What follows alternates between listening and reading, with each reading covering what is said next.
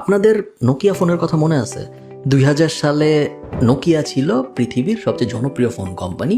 পুরা দুনিয়ার 57% mobile market share ছিল নোকিয়ার। শুধু তাই না, কিছু কিছু মার্কেটে বাংলাদেশ, ইন্ডিয়া, নেপাল, পাকিস্তান, শ্রীলঙ্কা, ব্রাজিল এরকম মার্কেটে 80% পর্যন্ত মার্কেট শেয়ার ছিল নোকিয়ার।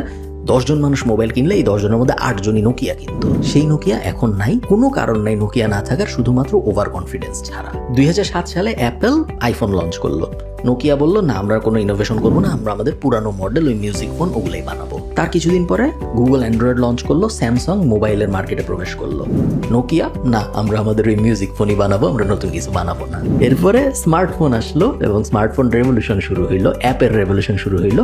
নোকিয়া না, আমরা অ্যাপ ট্যাপ দিব না, আমরা স্মার্টফোন বানাবো না, আমরা আমাদের মতো ওই বাটন স্টাইলে ফোন বানাইতে থাকবো। এক সময়ের বিশাল এই giant company eventually Microsoft $7 billion কিনে নেয়। তাও মেইনলি কিনে নেয় ওদের 5G নেটওয়ার্ক এবং ইনফ্রাস্ট্রাকচারের বিভিন্ন অ্যাসেট ছিল দেখে, মোবাইলের কোনো অ্যাসেট ছিল না। কেনার পরে 2বার চেষ্টা করছে মাইক্রোসফট নোকিয়াকে রিলঞ্চ করার। অ্যান্ড্রয়েড দিয়েও চেষ্টা করছে একবার, নর্মালিও স্মার্টফোন বানায় একবার চেষ্টা করছে একবার। মানুষের মন নোকিয়া থেকে পুরোপুরি উঠে গেছে, নোকিয়া আর কেউ কিনতে রাজি হয় নাই। এখন আর মাইক্রোসফটও চেষ্টা করে না নোকিয়াকে আবার লঞ্চ করার জন্য, ওরা জাস্ট নোকিয়াকে সাইড প্রজেক্ট হিসেবে রেখে দিচ্ছে। আপনার কি কখনো কোনো নোকিয়া ফোন ছিল? আমাকে কমেন্টে জানায়েন।